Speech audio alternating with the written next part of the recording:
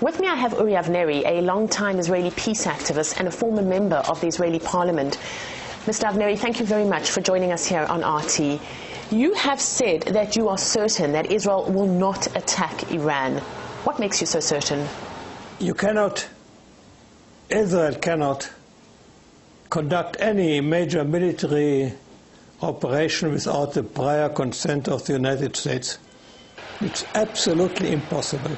It's impossible. We need the American arms, we need spare parts, we need ammunition, we need, in a war,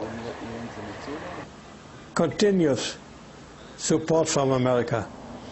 America will not let us attack Iran, because the Israeli attack on Iran would be the same as an American attack. The reaction would be the same.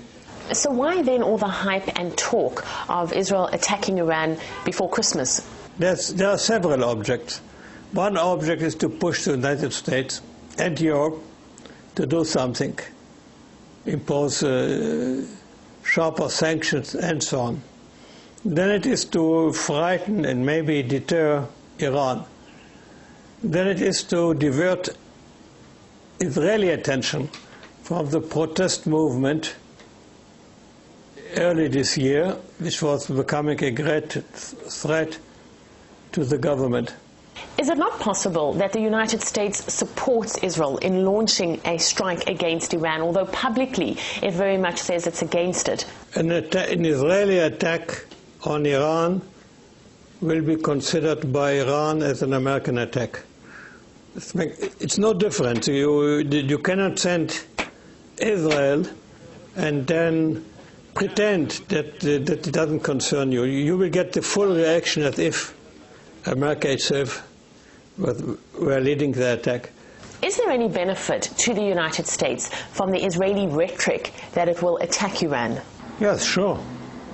Sure, because I don't think all this talk would be there if the Americans didn't want it. Of course, if you really want to attack, you don't talk. Iran insists that it is not building a nuclear bomb. Should the world believe it? If Iran gets the atom bomb, well, it's not a pleasant prospect, but contrary to most of my countrymen, I'm not frightened, because Iran is a very big country. Few people realize how big it is. It's bigger than Germany, France, Italy and Spain together. It's a very big country. It has a very, very long, glorious history. It is a civilized country. If they get the atom bomb, they will not use it the same. We do not use it the same. The United States, after the Second World War, does not use it. How can you be sure that they won't use it? Your countrymen are very worried that they will. If they would use, it would be the end of Iran. It would be perhaps the end of Israel, but it also would be the end of Iran. And no, even the crazy people will not risk the total destruction of his own country in order to do something which is completely unimportant, by the way. Iran has no quarrel with Israel. Iran has been for a long time our closest ally. There's no clash of interests. It's all talk. It's religious talk by somebody who is or pretends to be a religious fanatic. There's absolutely, people use the atom bomb, if at all, as really the last resort of desperation. Why does Iran need nuclear capability? Well, let me remind you that a few years ago, the United States was governed by a bunch of so-called neoconservatives, neocons, who decided first to attack Iraq, finish Iraq in 2 or 3 weeks, and then to attack either Syria or Iran. This was openly said, openly proclaimed. No responsible leader of Iran after that, or even before that, would dare not to produce an atom bomb. The only deterrent a country like Iran has against such plans is by having an atom bomb. One atom bomb is total insurance. What about the threat of further sanctions against Iran? Are sanctions part of the solution or part of the problem? I don't believe in sanctions, frankly. The sanctions may slow it down, but if a country decides to have a nuclear bomb for its own self-defense at any price, then sanctions won't help. And I think sanctions are just a pretext for the United States and Europe not to do anything. But they have to do something. You cannot be an American president up for re-election without at least seeming to do something very radical to frighten the Iranians off. And therefore, they all talk about sanctions, knowing that sanctions are unpleasant, but they are not crucial. Is Iran justified in its call to the International Atomic Energy Agency that it check whether or not Israel have nuclear capabilities? Well, they say Israel got 200 or 400 nuclear bombs. Why shouldn't we have a nuclear bomb to defend ourselves against Israel? This is being said every day, practically. We are in a very curious situation in this respect, because no one in the world doubts that we have a very big amount of nuclear bombs, yet we want to deny another country from having nuclear bombs. Does Israel have the military capability to fight a war with Iran? Many people doubt it. It's a very significant fact that all the Israeli security establishment, not just the army, but also the intelligence community, are against an attack on Iran. The chief of the Mossad, the former chief of the Mossad, said that attacking Iran is the absolute most stupid idea he's ever heard in his life.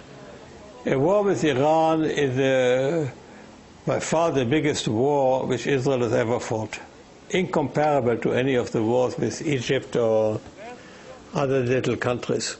A war with Iran would mean, one, that the Israeli army will have to bombard dozens of nuclear installations over and underground to do the job. To do this, it has to fly over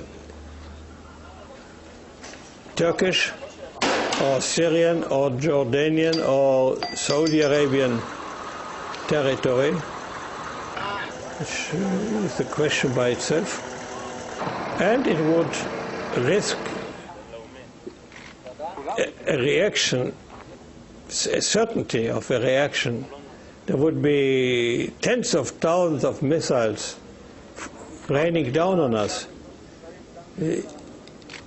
Iranian missiles, Hezbollah missiles in Lebanon, maybe Hamas missiles from Gaza. They would come from all directions. Israel is certainly not prepared in civil defense to prevent these missiles falling on us. Does the Israeli public support a strike on Iran? Always. It's a slight majority, not as big as one could expect. Any public in any country of the world, maybe except Germany, always supports the idea of making war. Why? It's human nature, I think. You depict somebody as the devil. You say that your enemy is going to attack you and destroy you, so you must go out first and destroy them before they destroy you. And it's very easy to get any public. I think in this respect we are not different from others. You can always incite the people to be enthusiastic about going to war. Is part of the incitement on behalf of the government that you talk about because of the growing isolation of Israel in the international community? If Israel attacks an Islamic country, the whole Islamic world will unite against them. Both Shiites and Sunnis will make no difference. In connection with the Arab Spring, the democratic revolutions in Arab countries, we will be surrounded by hostile countries. We'll be facing a different Arab world the next day. I think the more you think about it, the more irresponsible and stupid the whole idea looks. Are you afraid for the future of Israel? I'm more afraid of developments inside Israel than of any foreign danger. I think Israel is reasonably secure militarily and will be for a long time to come. If we don't make peace with the Palestinians, Israel will become very soon an apartheid state, and this is a real danger, because this would mean the collapse of anything we had hoped for in Israel. Uri Avneri, thank you very much for joining us here on RT. Thank you.